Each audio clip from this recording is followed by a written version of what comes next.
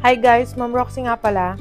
For today's video, magagawa tayo simpleng pananghalian. Pero pumarne muna kami sa may banay-banay at kami naghanap na rin melon. Yan, tamang-tama ari sa pananghalian. Dapat may malamig na inumin. At dahil linggo ngayon, naisip namin dapat gulay ang tanghalian. Yes! Ay, kaya kami dali-dali nang umuwi at alas 11 na. Wala pang sinaing. Hindi pa nakakapagluto ng pang-ulam. Yan na nga at pag-uwi, syempre nag-ayos na ng mga gagamitin. Kung ari kalamis-mis, masarap ari pag isinawsaw sa bagoong. May kalamansi. Tapos samahan mo pa na rin kalabasa. Tagalog daw ari kaya hindi binalatan. Ay, nagagayat pa lang. Ngayon ko natatakam na. Naiisip ko na mamaya sa usawan din eh. At syempre, ang bulang lang ay hindi mo pawawalan ng sitaw. Pero bago sa lang ang bulang lang, kami mapipirito muna na rin liempo. Dapat rin iihawin sadya, pero alas 11 na nga, magtatagal pa. Di kami mapipirito na laang. Sarap din naman. Oh, ang mga arip ay mga nakaabang, mga natitig pa habang kami nagluluto. Ay, siya kayo. Kayo nang susunod.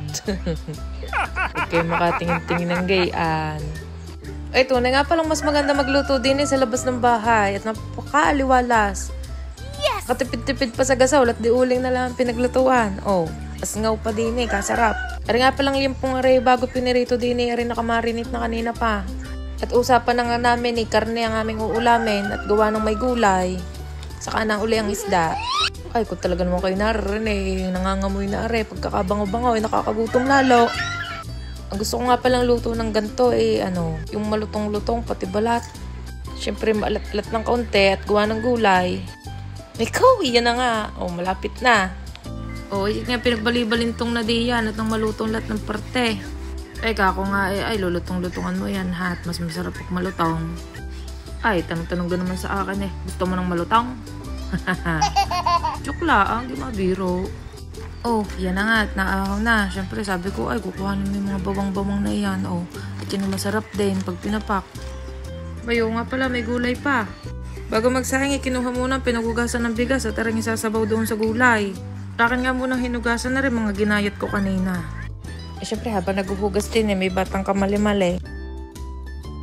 Titikman daw niya yung kalabasa, hilo pa naman. Ay siya, sige, pagbigye. Oh.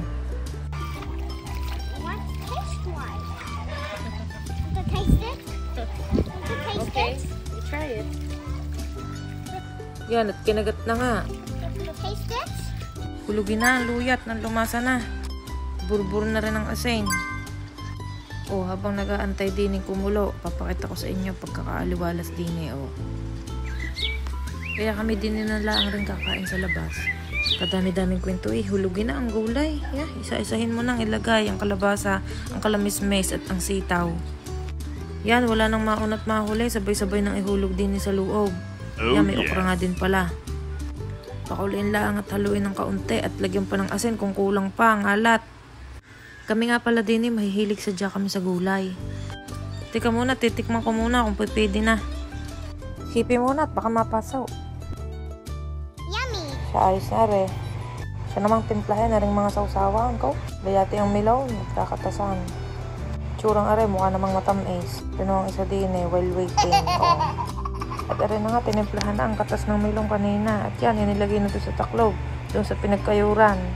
Di na din daw iinumin at mas presentable. Sige nga at matisting. Bakit parang hindi naman presentable ang higop? Oh, yan, maiinggit muna ng kaunti. Tamang-tama are pag mainit ang panahon. Samahay pa ng gulay at ng piniritong limpo. Isaw-saw pa din mamimili ka na lang sa tuyuga o sa bagoong. Wow! Basta kahit alin diyan, masarap. Ay siya, kita nang kumain.